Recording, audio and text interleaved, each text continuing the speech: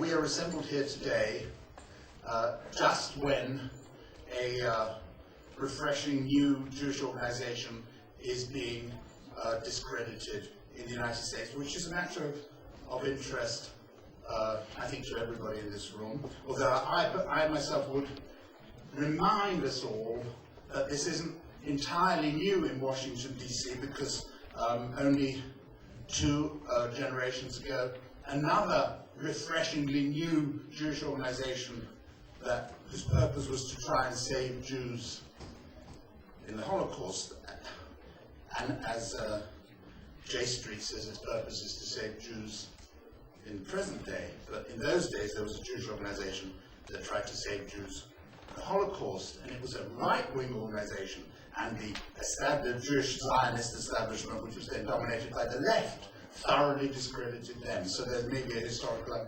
analogy there. My second remark would be, I was happy and fortunate to attend the presidential conference last year, and I think we can all pray to God that we, led by our president, who really a beloved figure, will come back again here next year. I had the opportunity last year to say, and I'm going to say it now, and I guess I'm going to say it next year, and it's healthy to tighten bunkers, as they say in Arabic. I want you to go through the halls of this conference, not too late, and find me one single Haredi representative of anything at all. Right, so we're assembled here this afternoon in this hall to talk about Jewish organizations, the Jewish people, the Jewish destiny, and a whole entire section, arguably the most vibrant, the most successful, certainly the most prolific demographically, section of the Jewish people is excluded from our thoughts and our deliberations. Let me introduce our panelists and then sit down. To my immediate left, is somebody that we may not all know. In fact, we didn't know him, but we're going to meet him now. His name is Ariel Be'eri. He's going to speak to you for exactly 2 minutes and 15 seconds, and I guarantee you that you're going to be wowed by what he has to say. I won't say more, he'll introduce himself. Next to him is Be'eri's a Panim Chadashot, Yossi Beilin is a Panim Ahuvot. In this context, I just remind you that Yossi Beilin has already, in his career, proposed the end of Jewish fundraising and the end of conversion to Judaism. And I hope that here tonight, he'll propose something just as radical and daring. Next to him is Pierre Besnanou, who's, as you know, the leader of French Jewry and has been for some time. I asked him how much of his time he devotes to his Jewish life, and his answer was 90%. He's a lay leader, and he devotes 90% of his time. I think that pretty much says it all. And next to him is Colette Vital, who was our brilliant ambassador in Portugal, where there are hardly any Jews. I know that because I was vaguely involved at the time with a Portuguese newspaper. She was much beloved in Lisbon, subsequently much beloved as our Consul General in New York, and subsequently in her political career, very active in Israeli diaspora affairs. And finally, and this is the real problem, man, Richard Postland, the chairman of the Jewish Agency, all of us, including myself, even though I'm supposed to be neutral, were gearing up to attack him as the representative of the sort of ancien regime and the man whom we want to pillory. But it turns out that he's far more original and perhaps critical than we are. So you're going to really love hearing him. So I turn you over now to Ariel Be'eri for 2 minutes and 15 seconds.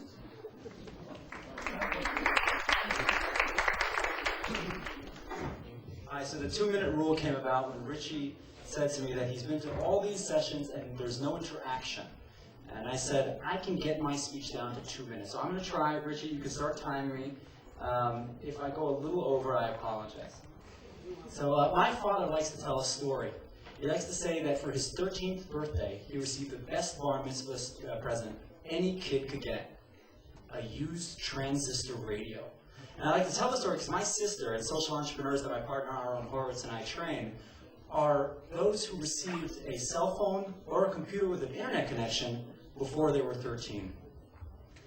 Many of them don't even know what a transistor radio is. Now, the reason I tell this story is because when my father was coming of age, the Jewish organizational world was nearing its zenith. The state of Israel was about to fight its most victorious war and put itself on the map, politically and spiritually in the minds of American Jewry and Jewry around the world. In the United States and around the world, the Jewish community was gearing up for a fight against the Soviet Union, the evil empire, a fight it was going eventually to win and free the Jews, the Soviet Jews. That is, Jewish organizations, our world was optimized for the age of the transistor radio. But what happens in the age of cell phones? Now, the thing about cell phones and transistors is it's not the difference between the number of circuits that they have, it's the way they change the way we communicate. That is, this is a cell phone. If I were just broadcasting, only you and people who are tuned in could see. I'm now going to film you, and this is you now going to close to 2,000 people online on Facebook who have been following my tweets from something called Twitter for the past 3 days. Now, the thing about that is it changes the way that we think about community. And so, what can we do? 3 things that I think that we can do a la Ahad Alam's 1893 essay, imitation, assimilation. There are 3 things that we can imitate from this world, organizationally, not digitally, that can change the way that we interact. First, search. Second, social networks. And third, cross-network opportunities for action. Let me break it down. What is search? Not just Googling, search.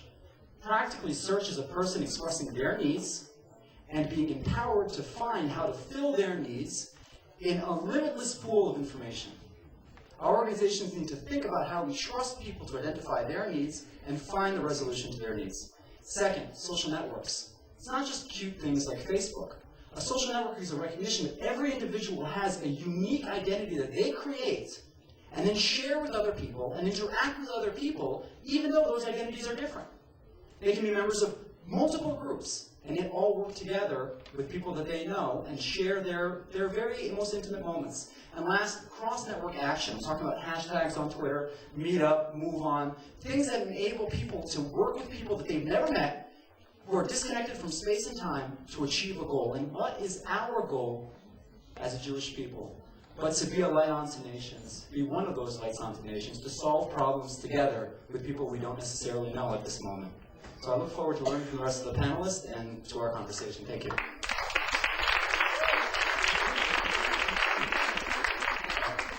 Ariel, you're a lesson and a light to us all.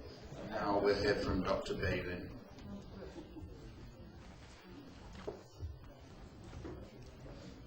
We didn't take up the time it took you to reach the podium from.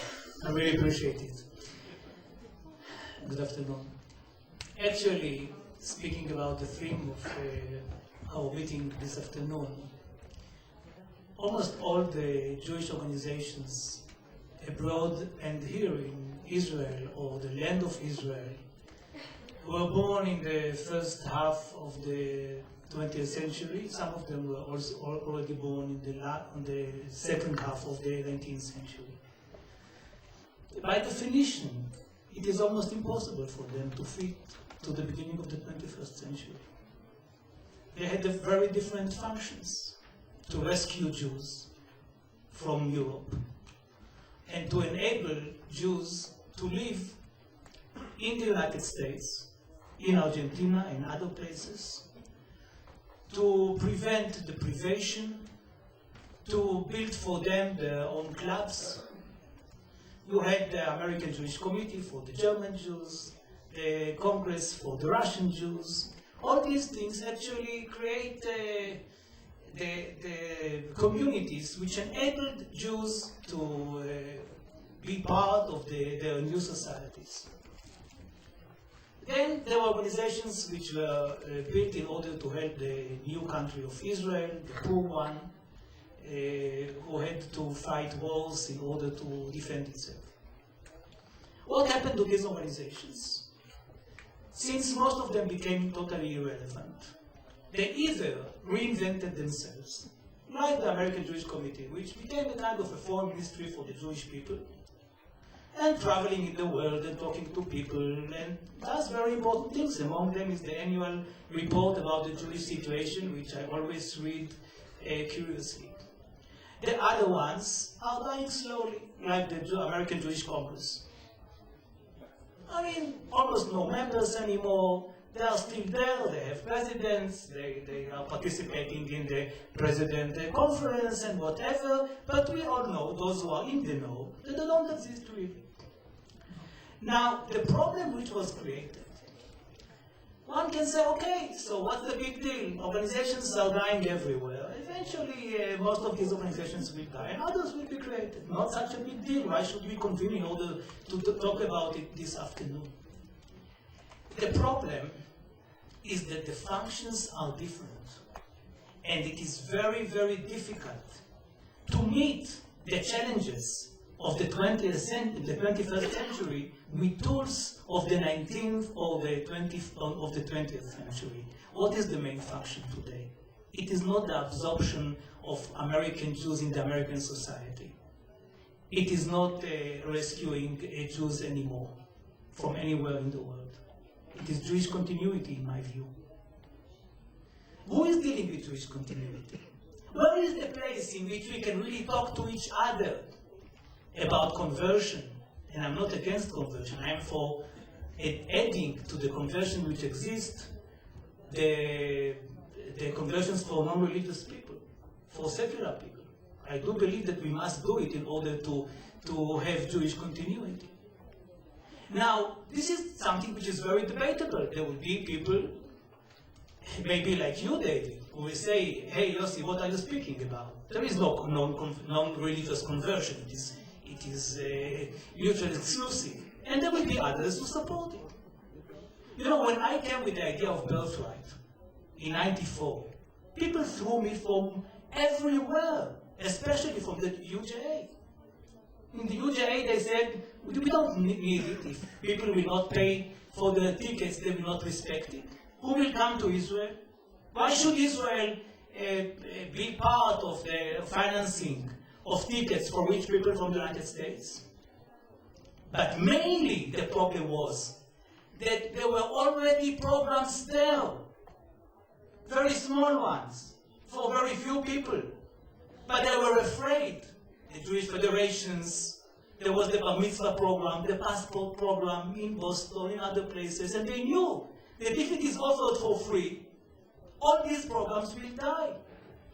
I mean, the existence of the non-relevant organizations are not something which is, you know, it is there and they will die. They are the ones who prevent us, the Jewish people, from dealing with the real problems that we are facing. And here's the question, is whether it is possible to change these situations. Because these organizations, even if the heads of these organizations understand exactly what I understand, and say exactly what I say, even if Avrom Burg is the head of the UJA, and even if you are there, the fact that you are there, you understand it, and you will say, here Yossi is right, will change nothing as long as you are there. Because eventually you are perpetuating something that you don't want to exist as such, and you still believe that it can be fixed. I believe that there should be no Zionist organization, that there will be no Sochnut anymore. It is totally, totally irrelevant, but for these who are working there and around them.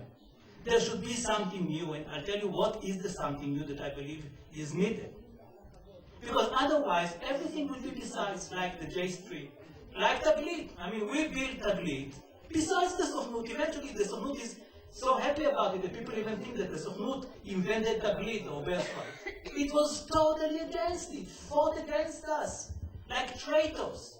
Like traitors. They say, what are you doing to us?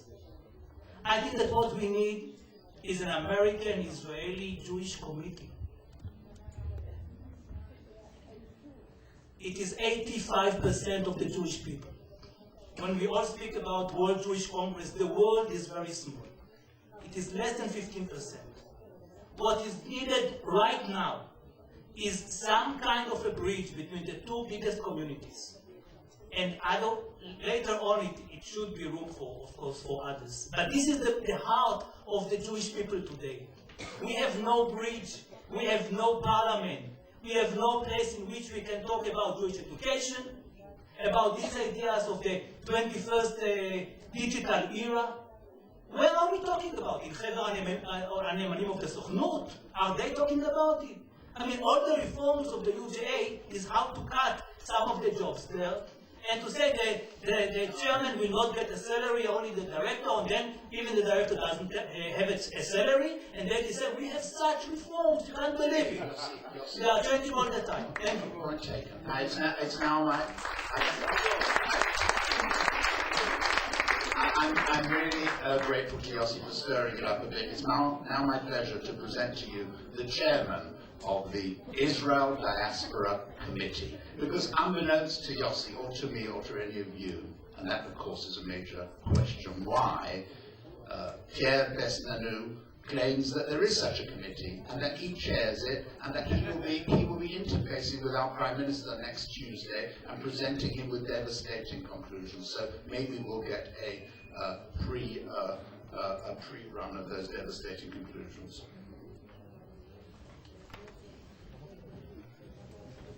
Thank you, Yossi, to let us a little room on these Jewish votes. As Israeli and Americans, it's 85% of the Jewish votes. David, you just mentioned that I spend almost 90% of my time with the Jewish organization, and I want just to precise, I started almost 8 years ago. At that time, I was tall and blonde. Look at what the Jewish organization did with me. What I just want to say, for the first question, yes, for sure, the Jewish world must be reorganized. I fully agree, Yossi, with you. The WZO has been established in 1897. The Jewish Agency almost in the same years. The GNF 1903.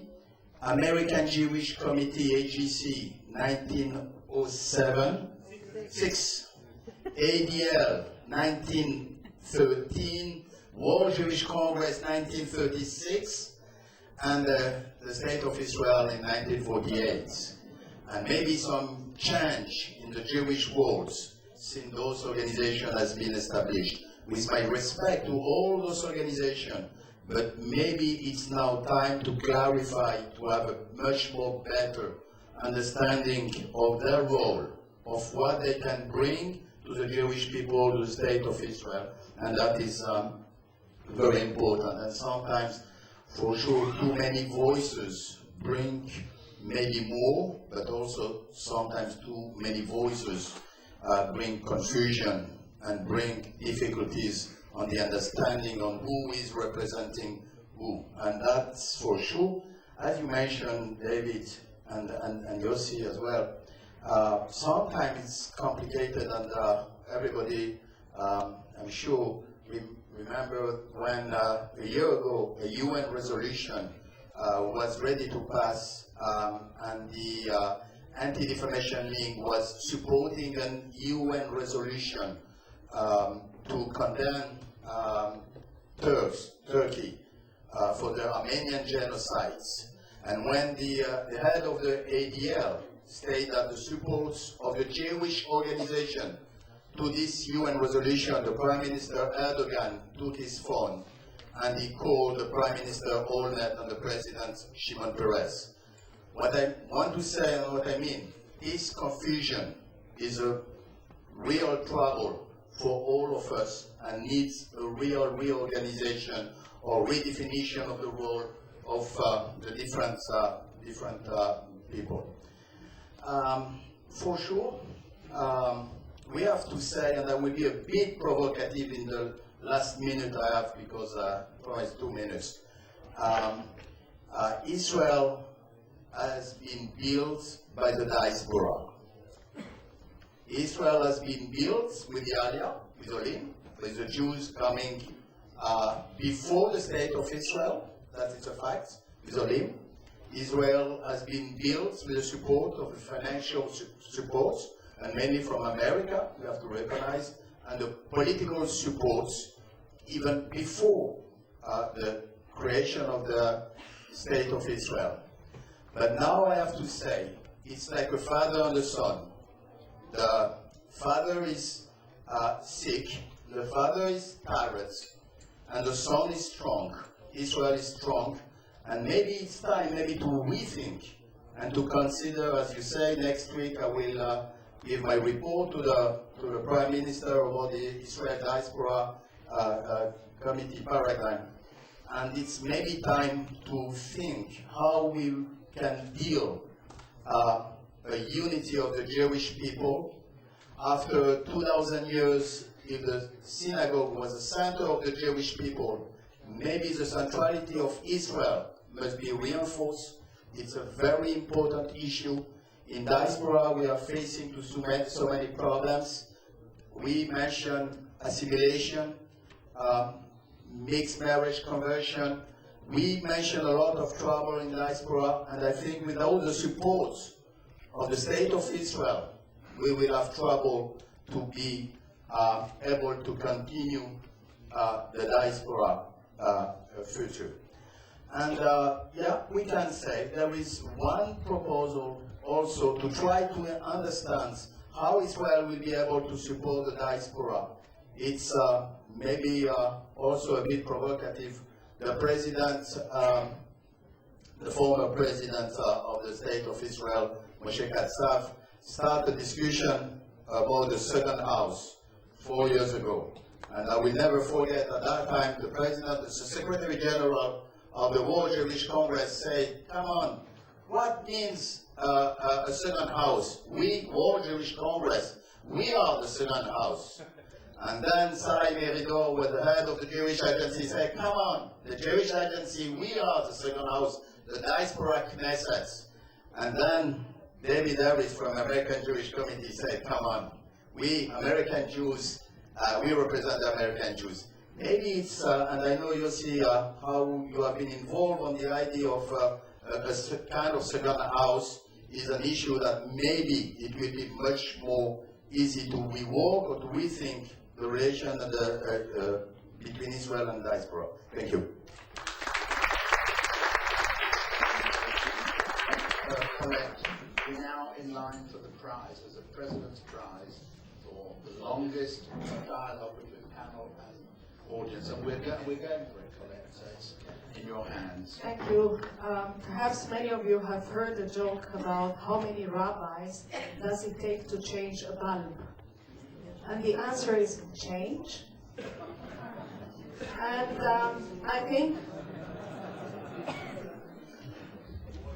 I think what we're discussing really here today is not only if we need to reorganize the Jewish world. I think what we are discussing is change. We're discussing change because if my late grandmother, who died 40 years ago, would come here today, she wouldn't recognize anything in the world that we live in. She wouldn't know what a computer is, she wouldn't know what a fax is, she wouldn't know what a microwave is. And when we look at the Jewish world, when we look at many of the Jewish organizations, I think the relevant question to ask is, how much are they really relevant today to the needs of this generation of young Jews? Yossi has spoken about the fact that many of the traditional functions don't exist anymore. My question is not only one of Jewish continuity, because continuity is a passive word. My question is one, how much do we in the world today, where Jews, who are the most global people, have become very diversified, when Jews, in many cases, don't take Judaism for granted, when they live a transformation in the society around them, where religion may not be relevant, where traditional forms of life are slowly disappearing, when they have undergone, because of modern technology, a cultural revolution, how much Are the Jewish organizations in tune with that? How many answers can they provide? And without wanting to throw the baby with the water, I think that many of the organizations are still doing a very good job by way of social services and helping needy families and so on, and philanthropy. But I think what should really concern us today is one thing which I believe is much more important today than Jewish continuity, because it is the key to Jewish continuity, it's the question of Jewish identity. In many cases today, Jewish identity is conditional. It is not automatic. It is tentative. It is not automatic. And for young people today, the question is, how do we transmit Judaism, which will make it interesting, which will make it relevant, which will make it an element that they want to keep in their lives? What is it that we can provide as a common language in order to maintain a sense of peoplehood? These are the two questions, and I think, because I don't have very much time to elaborate, and because we were asked to bring some ideas for solutions, I really and truly am not that concerned with structural reform or with what kind of an organization we're going to create. My first concern is, what are we going to do about education? What is it, the message, what is the kind of message that we're going to transmit? If you wish, Masoret ve'Kabbalah, Masoret meaning transmitting, Kabbalah meaning receiving. What are we transmitting and how to a generation that lives in a totally different world, where religion takes a different place, where it is optional? What exactly are we going to transmit? So my two solutions, or my two little points that I would like to make, one is try to put together not a great structure. Take some of the best minds in the Jewish world, in education, philosophy, culture, put them together and try to foster together to think not about the day as it is today, but as it's going to be tomorrow, and let us try to see if they can come up with an answer about how and what kind of Judaism we're going to transmit. As I said, synagogue is certainly relevant for some, not necessarily for all. Those who live in a Jewish, very deeply rooted Jewish traditional world don't need the kind of statement that I make. But the majority don't. So we need that team of good educators, brilliant minds to think together how and what is the message that we're going to transmit through education. And the second, I think, was hinted at by Ariel. I believe that with the media that are at our disposal today, we can reach every house, every Jewish mind, by way of computers, by way of fast communications. We have today a medium which in a way not only has revolutionized and changed our lives, but can be used effectively in order to be able to make that connection, reach the common ground, reach the minds, and keep us together in the diversity, in the pluralism that exists. The common denominator, the common message must be kept, and I believe we do have that opportunity today. Thank you. Richard, why don't you make your way? And now you've got the baton, and we're really ahead in this relay race. I'll just throw at you an added provocation. I agree with everything that everybody said, that's my job. But I also would like to put to you that both in your present capacity, ex officio, not personal, as head of the Jewish, as chairman of the Jewish Agency, and in your previous capacity as chairman of the UJC, you need to explain to me why, for instance, Colette Avital, when she was my representative in New York, or Avi Pazner, who's sitting here, when he was our great ambassador in Paris, or other great Israeli representatives, why can't we Israelis speak to our Jewish brothers directly without your lot interceding between us? In other words, I'm saying, not only, I'm suggesting that not only is Yossi... You're going to ask a question longer than I'm going to speak. I say it seems to have heard. Good. Look, I'm the chairman of that dinosaur that everybody's speaking about. We are still the only global Jewish organization that has board members from throughout the world. Sorry. We're the only global Jewish organization in the world that has members worldwide. And yet, we are a dinosaur. I come from the North American perspective, as David has said. And what I see is that there was a covenant between the American Jews, the Jewish Agency for Israel, the State of Israel, and the JDC. It was pretty obvious what it was. It lasted from 1939 until probably 2000. We had a covenant, a collective responsibility says we're responsible for helping the state in the ingathering, the exodus from Ethiopia, the exodus from the former Soviet Union, etc. So here we are today.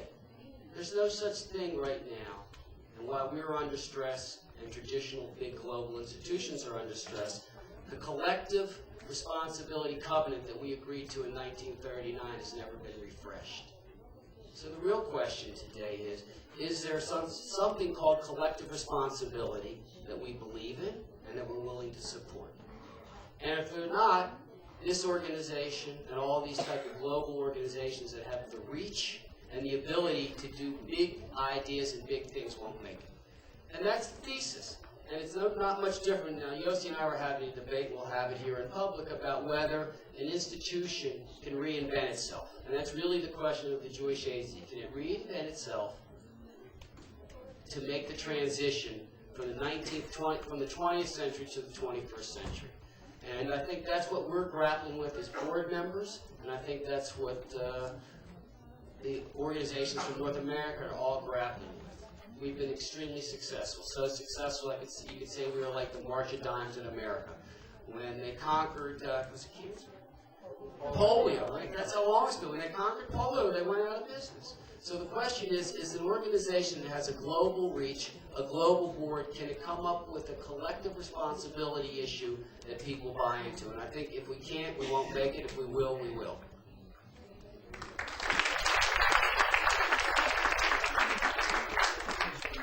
Right, well, that's terrific. We've got lots of time. And just with a show of hands, starting over there on the extreme left. No, but you've got loud voice. Okay. What I would like to say to the panel is that I agree completely with the change, and I have a little observation. I exist. I am an Argentinian. We are 240,000 Jews in Buenos Aires. I am the president of B'nai B'rith Latin America. I represent 18 countries in Latin America. We exist. It's not only the Jews, the majority in US and Israel, of course. And probably everybody in the room knows that about last week, I think, it was a terrible thing that happened with the Goldstone report. Uruguay voted sustained, first time in history. We worked for that. And also in Argentina, we finished a $50 million medicine program last week. We are bringing for the poor people $50 million medicine the last 5 years. Here is sitting down Richard Edelman, former president of the B'nai B'rith International. He knows about that. Excuse me for my English. Thank you very much. Thank you very much. We're going to do it in threes. So we'll take someone now from the other side. Yes, please, madam. Yes. Liz. Many of the speakers spoke about can an institution reinvent itself. Just a small introduction, then I'd like to ask a question. You might have noticed, or perhaps not, that on the 3rd of October, 60% of the Irish population voted in favour of the new revamped EU treaty. And one provision of that EU treaty, it's been 10 years that the European Union has been rethinking its institutions. One provision says that in the future, 1 million European citizens will be able to table a petition to the European Union to call on a response or a proposal of their leaders. Now, and that sort of represents 0.02% of 500 million Europeans. Imagine a world where 0.02% of the Jewish population would be able to table a petition, for example, to the Israeli government. Now, that might be a loony idea, but what about lowering our ambitions and I would like to ask every single speaker here what they would think about the idea of enabling just Europeans from across the world, periphery included, Argentina and Europe, as an example, of bringing just people together to chat, to table non-binding resolutions, to ask each other informal questions, to debate things, and whether those seats would represent Jewish organizations that are today in the world or not. Many people outside in the non-Jewish world are rethinking ways of reinventing their institutions. And so I'd like to ask each speaker here, regardless of a petition or the rest, what they think of the idea of just bringing people in a room to chat, and what is the value of raising the quality of the conversation through chatting. Thank you. Okay, one more, and then we're going to go to our panel. Yes, please. Yes. Yeah. Stand up and shout. Mr. Carlson, you have been looking for, you said that the Jewish agency is anachronistic, you yourself admitted, and that you're looking for a way of redefining yourself. I think that Dr. Balin here answered your question by addressing the most important issue, which is that of Jewish continuity. And in the 3rd century, Judaism offered people perhaps the most accessible and easy form of behavior, moral, social code, and yet Christianity was far more appealing. Why? Because of circumcision, apparently. This is a very strange, it's actually been historically proven. And what I'm trying to get to here is that perhaps by making Judaism more attractive, by making conversion easier, laws of conversion, etc., easier then we will, instead of losing people constantly to other religions, etc., we will be improving, enlarging our population. Thank you very much. I'd like to ask members of the panel if they'd like to respond to these 3 questions, and to remember also the proposal that we heard here. And just because President Katsav proposed it doesn't mean that it's a bad proposal. Proposal of the second house, where people of stature would presumably hold intelligent debates. So should we start from Richard and see anybody who wants to come in?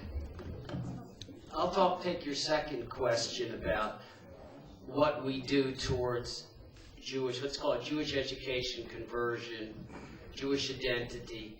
We're, in some cases, in the forefront. Some cases we've partnered up with other people. As Yossi said, you know, what he said about birthright is correct. But now we have been, over the last decade, other than the original philanthropist, the biggest supporter of birthright, through an allocation from the Jewish agency. We started Mossad to take that program to extend it. We're big on the conversion issue, which is an Israeli issue for their citizens and their soldiers who serve who aren't converted, and yet it's a global issue from our board members. And our board members are, Argentinian question, our board members from everywhere in the world. So that we do have a global reach and a global understanding, and we're trying to be on the forefront. Our issue is, as you said, if this is the issue of the day, and the board collectively believes that we should only be doing this, and that's what the Jewish Agency will be on the forefront and put its resources behind this idea. For a long time, we were everything to everybody. That's not going to be the case going forward. You don't have to, only if you want. I don't know, does this work? Yeah. I'd like to address the young lady from Great Britain, I think, who asked about the chats and so on. I think that you touched the right chord and the right question, because you look at children today. Children around the world already communicate. They already talk with each other. They already have chats with each other on the internet. I met a kid, 11 years old, a German child, 11 years old, who behaved more like an adult than I've ever seen. He has launched a campaign around the world, planting trees. He wants every country around the world to plant at least 1 million trees. And he's very busy, and he has created the network in 45 countries, and the network works. Now imagine if we introduce such ideas on networks between young people and give them a content and give them a sense of purpose and let them discuss with each other. I think that this would be exactly what we need today to do in order to get people to start communicating with each other and fostering together some very significant ties with a certain kind of contents. This is one thing. And the other thing is, no, I'll say it later, okay. Yeah, actually, the idea of the second house. I was present in those deliberations, and I think it definitely is interesting and important to try to create such a structure, even though I'm not sure how it would work. But there's one thing which I believe is very important, and it does touch upon existing Jewish organizations today. And that is that it would not hurt at all most of the organizations which feel that they are representative to be really representative, because in many cases they don't have memberships, and in many cases they are not elected. And my question today is, how much do Jewish organizations represent democratically the people? And this is another process that we need to think about, a process of real democratization inside the Jewish world. Now, I would like to reply to the lady about what you call the petition about the 0.02% on the last resolution in English. I continue to insist. One solution to let the diaspora express some feelings or some issues is through a kind of chamber. We call the second house. We can talk about the Knesset of diaspora, but we need a chamber of representatives which will include the official organization and also a part of the 80% of the Jews over the world which are not affiliated to any organization. We need to have a space, a room, where we can be a kind of interface with the Israeli government. I would like to say, Colette, just a point. We in France, the Fonds Social, we are elected democratically. We have 40,000 people who are able to vote for the election of our board and everything. And I have to confess that this is very, very difficult for us. You mentioned, you'll see about Birthright program, which is a wonderful program now supported by the Jewish Agency, and I know when it was the initiative was not so popular in some places. In France, we call it taglits, and you know we used to send 1,000 kids every year the past 5 years. This year, we came to the Birthright program and the Jewish Agency, and we say, we have financial problems.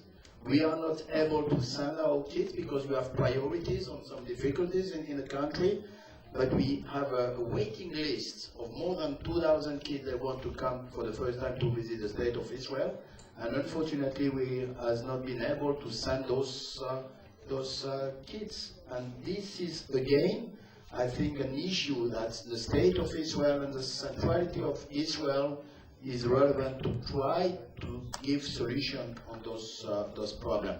A chamber to register the petition from 0.2% of the Jews can be also able then to try to find a solution on problems. Thank you. Can I, just as we move along to Dr. Baden, let me throw in a nasty provocation. Everybody in this room knows that Colette and Yossi are out of power. They were not elected to the present Knesset. And I say this because both of them made a not insignificant part of their political careers here in this country around the issue of Israel-diaspora relations. Not entirely, but importantly. And my submission is that it served them nothing. They got no political benefit whatsoever. And unfortunately, I fear that the reason is because Israeli people don't give a damn. Don't give a damn. And so, Pierre, the Jewish agency and the various bodies that you serve on have become, in a way, a sort of second chamber, in that we boot upstairs or outside to the sort of second chamber politicians or men of affairs who can't quite make it to our indigenous democratic chamber. Yossi, over to you. Well, first of all, I don't think that, I mean, my decision to resign from the Knesset a year ago had anything to do with the issue of the relations between Israel and diaspora. It's like in the United States, when you deal with foreign affairs, you get no score. You cannot score any point.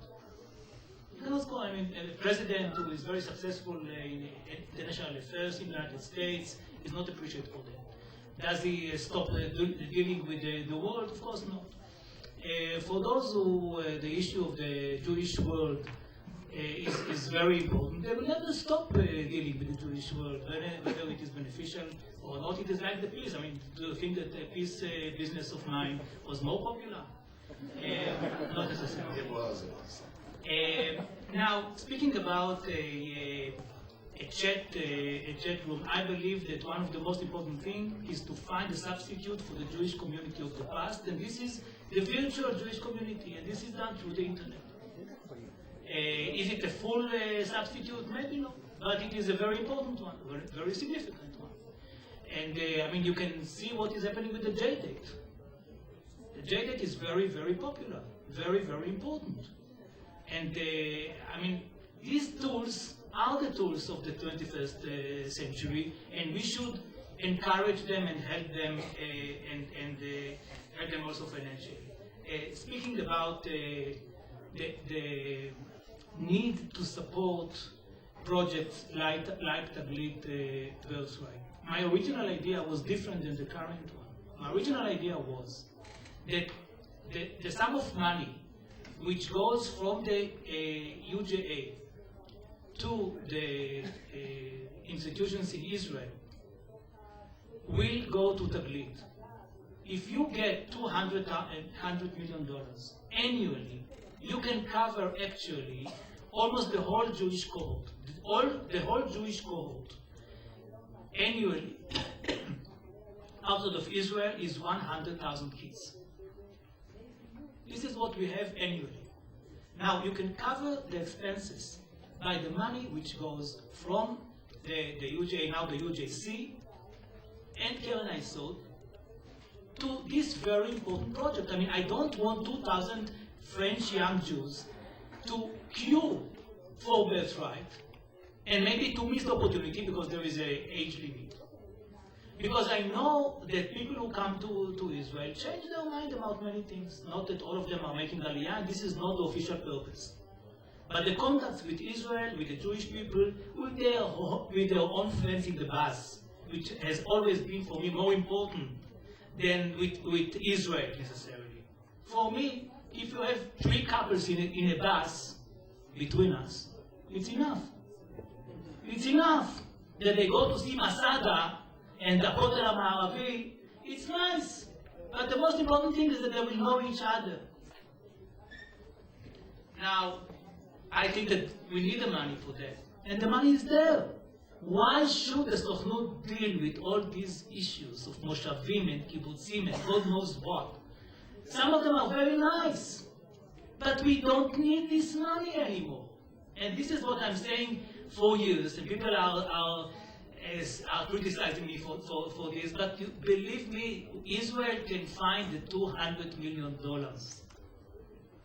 It is not a big sum of money. If the Jewish money would go to finance something like birthright, it would be much more fruitful. And don't tell me that the UJA is doing good things. I agree with it. They are good people with good intentions, with good targets. They are professionals. When you go and see things that they are doing, you are always very happy. But this is not their cause. We have a state now for 61 years. Yossi Pierre wants to come back at you. Yeah, I fully agree. Again, there is a state of Israel today. And if Israel is the center of the Jewish people, we have to consider, we are talking about $100 million or $200 million, I'm sorry to say. But what is on the budgets? We are working and fighting with the Jewish agency, with everybody, to try to get Morim Shlichim in France to learn Hebrew. We have 30,000 kids at the Jewish school. We try to improve the Hebrew in our schools, and we have not the money for it. You know how much the French government is financing the Jewish private schools. 70 million euros for this year, $100 million every year. We are talking about a few $1 million to reinforce our relation with Jewish. And I'm sorry, because I insist, it's a crucial time, and we can continue and discuss that every year we are losing thousands of Jews with assimilation. We are losing time. And next week to the Prime Minister, we are going to say it's an historical decision he has to take now. The last discussion on this issue was with David Ben-Gurion in 1950s. That's how Israel can support the diaspora. I'm sorry, we are talking few $1 million for a budget of a state of Israel, and I'm sorry we turn around how UGA is going to collect this year, how much they are going to send to the Sornut, how much the Sornut is going to give to, and that is a problem. Now Ariel, who despises money talk.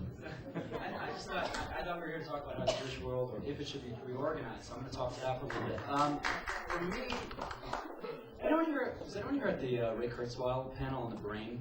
Maybe if you guys were here. So the thing that was fascinating to me about that, and it's fascinating when I was learning about the brain in general, is that the brain likes to find patterns. That's how we figure things out in this world, right? We find patterns. And so generally, we try to project on data that's out there right now, things that we already know, right? That's what stereotyping is all about. And it's very useful for us. You need to know how to grab a branch, so you need to know that things are branch and not a vine. Just evolutionary, right? Most people my age have no connection to the conversation you guys are just having. Because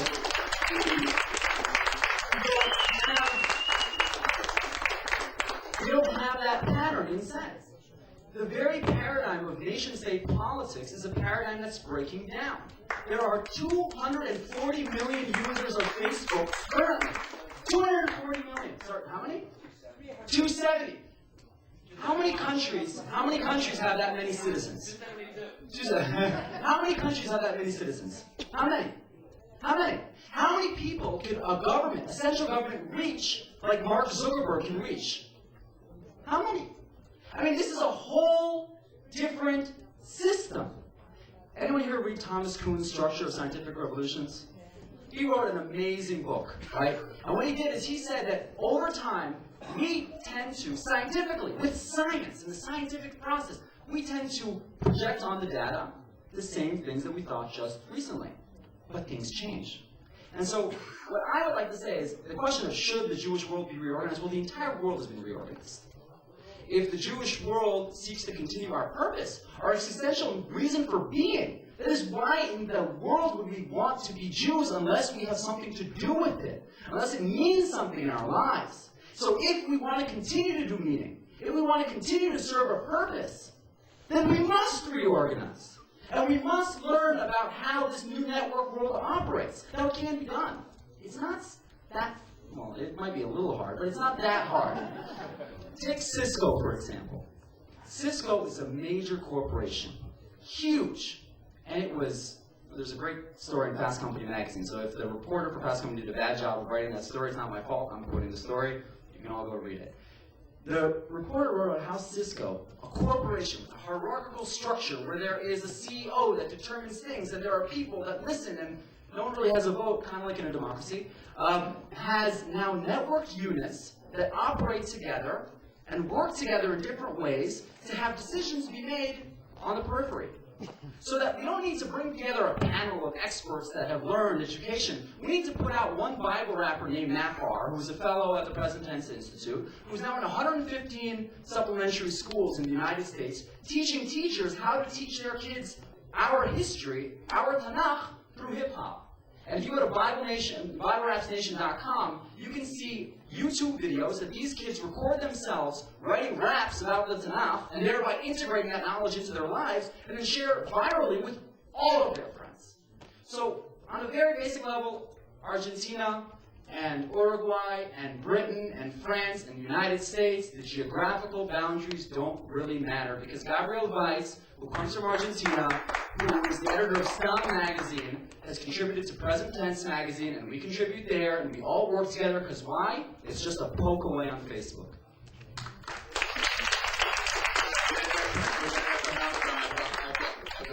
Yes, you, sir, in the back row. Okay. I believe that I'm Shlomi. Speak loud and quick. I believe that if we have not found the answer, and Yossi and I have dealt with that question numerous times, as well as Ariel and myself,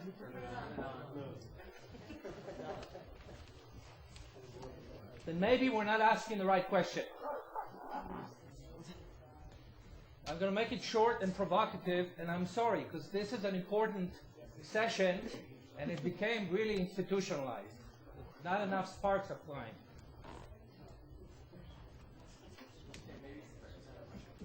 Yeah. No.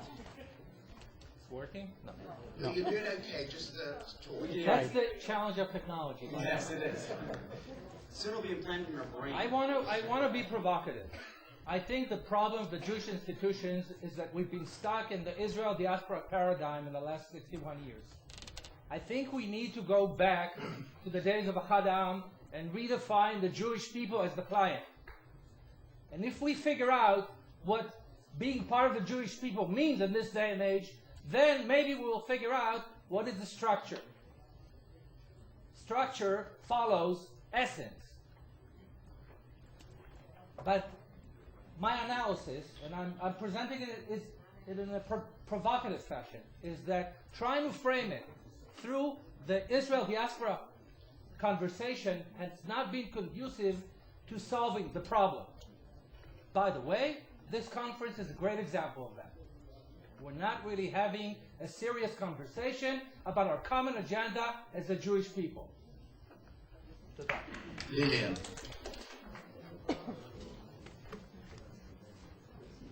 You can talk now. My father is sick, but I don't want to kill him. And I will not disrespect my father because he's not on Twitter. Now, I read a number of the entire alphabet soup of organizations. The first thing that I should like to learn is that they have served their purpose and they have linked and important to the success of today. One. Now, we're here to ask for, yes, we all agree there should be reorganization. Two, now we have to define the need. What is that hurts everyone, everywhere, in every country? Two things. The price of Jewish day schools and the price of universities. Now, somebody here in Israel has 7 huge universities, magnificent. You know, I can't fathom why, David. A high-tech little, some schmegegi comes out, finishes school with high-tech, and he knows everything going on in America. Why can't the United States, which you talked about 85%, okay, even France, why can't there be a free university education in Israel for all of the Jews? Get equivalencies. It's nothing. And then you'll have Aliyah, you'll have intra-marriage, and the one thing you should find the money for, and the means, and the will, and the Twitter, and everything, and hip-hop is the Jewish day schools. It costs $15,000 US. After taxes to send a 3-year-old to be Jewish, to learn about Hanukkah.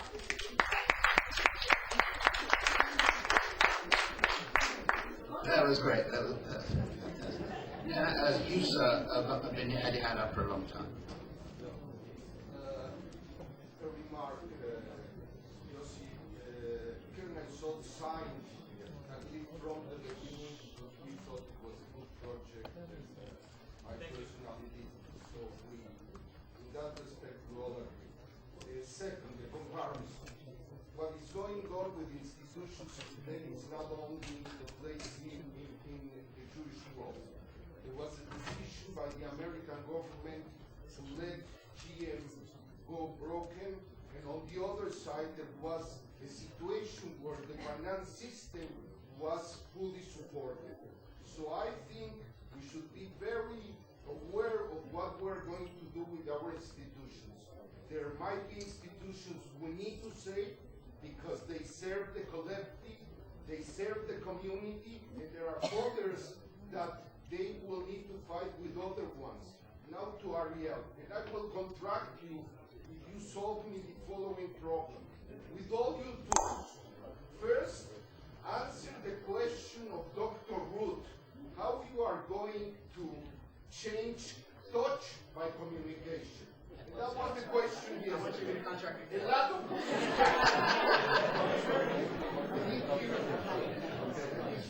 maybe you already got the answer. I don't know. That was the question yesterday. I think we need to fulfill two things, and I ready that the Jewish agency and all these philanthropic organizations will put money in your project if you solve the following question. The collective, the community side, and how to turn the star of Judaism that is developing around every one of us into the other two questions. I'm ready to put money, I'm ready to convince the Jewish agency if you bring me a situation where we'll be able with your tools to commit to collective, to community, and to an idea of Judaism that won't be individual but will be collective and will help every one of us to carry on because that is the mission. Yes, please, just one more for this round.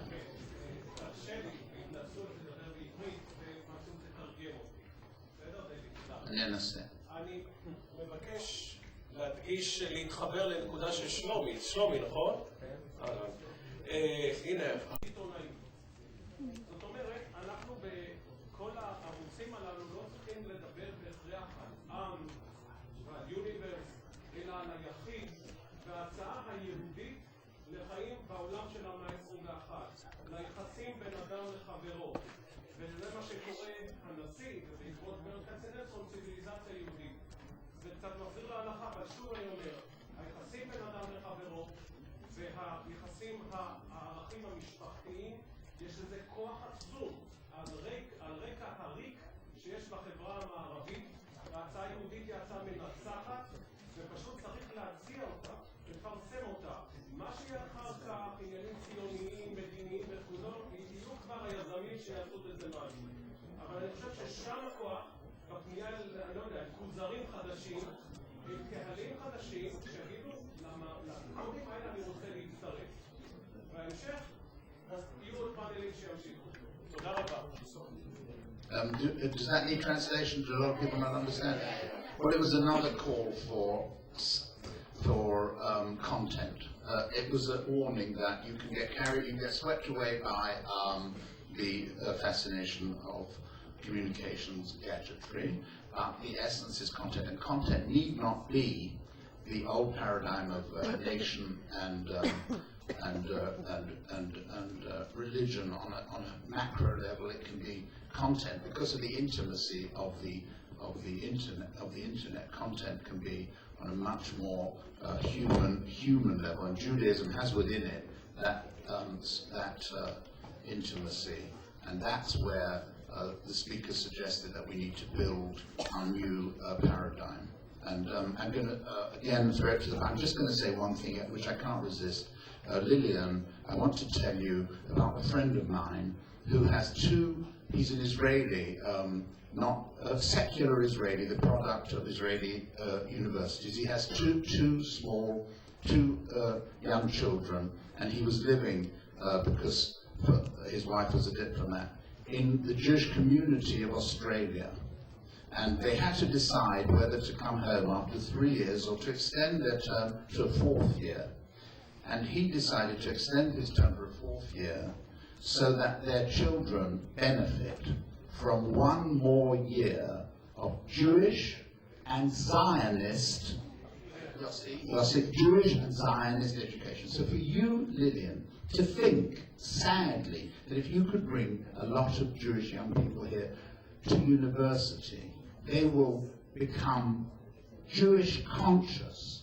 When we're turning out tens of thousands of university graduates here in this country who have precious little to no Jewish consciousness. And when I said that Yossi and Colette made no profit from their Jewish involvement, that's because people didn't vote for them because they don't give a damn. So the paradigm needs to be, in my opinion, a two-way street, and not really bringing young Jews to Israel when Israel itself is in desperate need of an injection of Judaism. There's an observation, and Danny brought up one point, and Ariel brought another. Ariel, in his thing, still has Jewish values. The people are doing this through Jewish values. The question is, he has a different delivery system than another generation had a delivery system.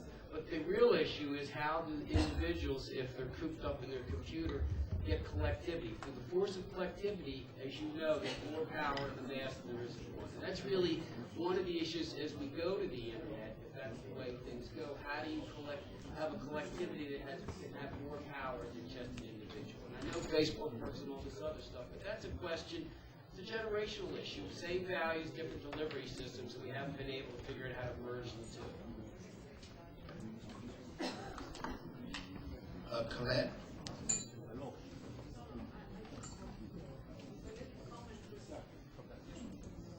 That it's not necessarily always the same values.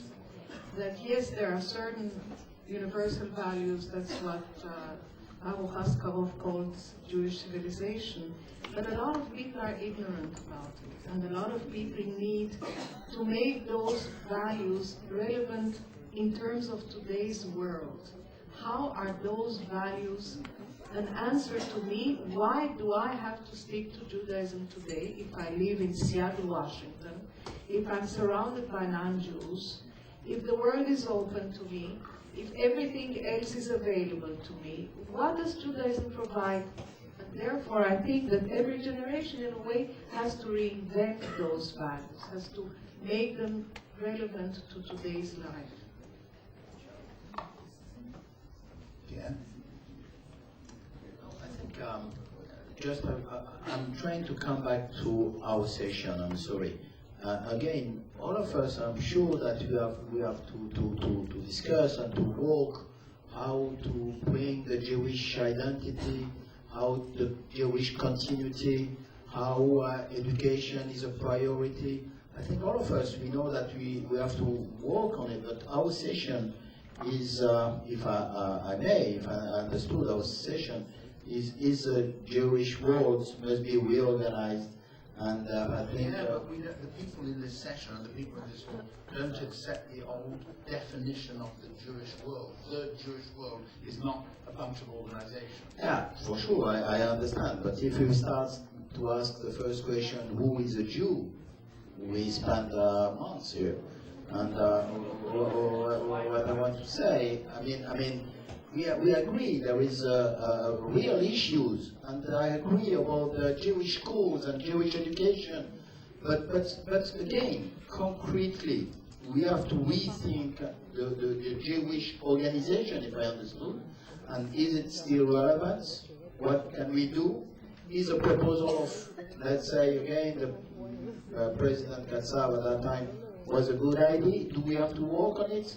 Again, is Israel the centrality? Is Israel as the obligation and the duty to finance Jewish education abroad? I think again, the session, and we can use tools, modern tools, Facebook, for sure wonderful. But again, how do we work with those organizations and the existing organization? I'm going to take two more questions from the floor, then I'm going to ask Ariel and Dr. Begin to wrap it up. You, sir.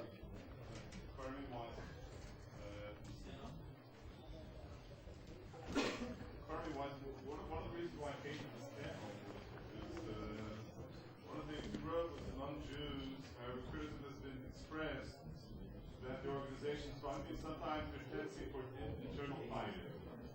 One of the things that I've noticed is that many of our Jews, I've worked in Jewish education both in Israel and in the United States, and I've noticed that one of the things of those Jews that opt out of the Jewish community, they're usually the most quiet, those who try to find the most common denominator amongst people.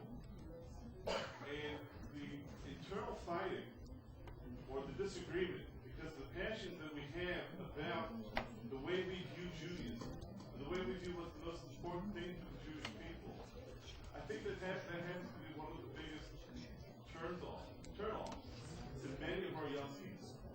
And I think that the most important thing for Jewish organizations to do today is, even though we have the passion, and we have the issues that are very important to us, but what we present to our Jewish people at large is that we're out to work together without the internal fight, but rather with ways that we can get toward the common denominator, because that's what globalization is all about. Globalization is about finding the common denominator and being able to work together. I'd also like to say one last thing about the Jewish agency.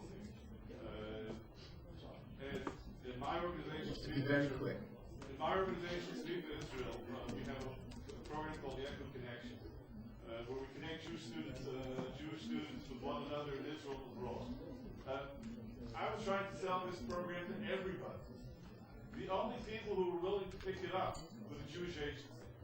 And then I was beginning to think that there was something wrong with it because only the Jewish agency picked it up. But the next organization that picked up one of our programs was Microsoft Research and Development. So if you want to say that the Jewish agency isn't open to innovation, then maybe you have to make a hashva'a for Microsoft. Thank you, that was very charitable. You, sir, John.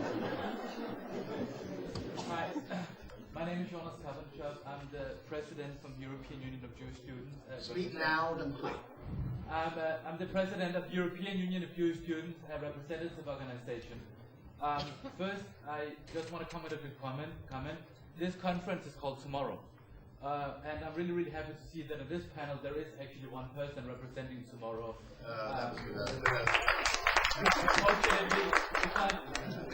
You'll get there one day and you won't argue when people talk. We want to be here tomorrow as well. We want to be here tomorrow. Still we are here.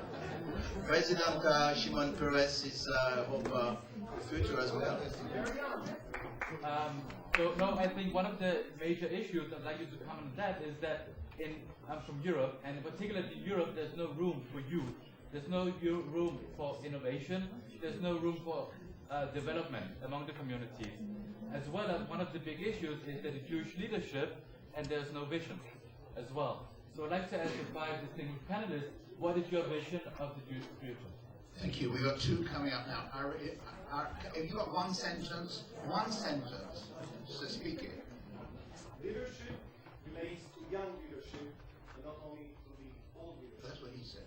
And statement is that actually content relates to something that could be a perhaps different paradigm. Israel has the technology. The Jewish people have the money and the brain. And the young people, that Mr. Berry was speaking about, would like perhaps to see how they are involved in world affairs. Perhaps we can build a triangular between the Jewish mind and technologies in Israel, tailored to developing countries perhaps, in medicine, in public health, the field that I come from, and also connecting to the financial assistance and the support that's through Facebook and the other tools you're proposing, Mr. Berry. We might put a new, different concept. Yeah, it was a long sentence, not comments. Ariel. Be as brief as I can. Anyone here hear of net class law? It's a network principle. That is, you the value of the network is worth the exponential value of the number of people in that network. Now let me give you an example of how it goes, exactly your high-touch question to Dr. Ruth. President's Magazine, I'm sorry I'm using it as an example, but it's a digital organization. President's Magazine started with a lot of people basically instant messaging over Google. We put together a magazine, and lo and behold, 2 years later, I had a writer contact us from somewhere else whose name is Erin Koplo, who I'm going to embarrass now, who's my girlfriend. And she met me because of those digital media. Without those digital media, Erin, who was a Canadian, who came to Israel, who lived in Jerusalem when I was living in New York, and I would have never met. And that's the same with the hundreds of 300 volunteers and other people that come together. That is to say that the reason that the Roman Catholic Church and the Protestant Church split was over who had the right to be able to access their information. The Protestants translated the words of the Bible into other languages. Everyone could access it. Did that reduce? Did people stay at home with their books? No. I'm not staying at home with my computer. How many people here read my tweets during the course of this conference, or my status updates? 1, 2, 3. My Lord, there are like 30, 40 people here. Does that mean that we have lower touch because I was on this? Now, well, now it gives us the opportunity. Now it gives us the opportunity to meet people that I never would have met otherwise. And that's where it goes to this. The Jewish agency is not the enemy. It's a resource. The financial system, the banks, aren't the enemy of venture capital firms or of startups. They're the resource which finances, which provides new opportunities for new ideas to come out there. The point is to open up the innovation.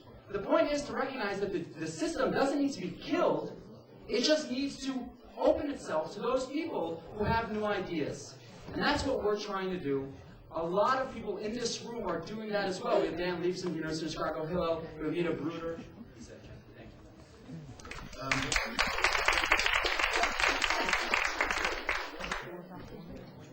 This is the whole thing. You've got it in one sentence. Stand up and say one sentence. One sentence.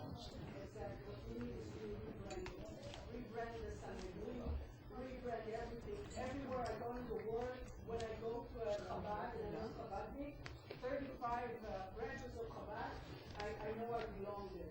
Every convention I go to work, I look for the 4 people who are Jewish, and oops, we belong somehow. It's in the air. What we need is rebrand ourselves to adjust to the 21st century.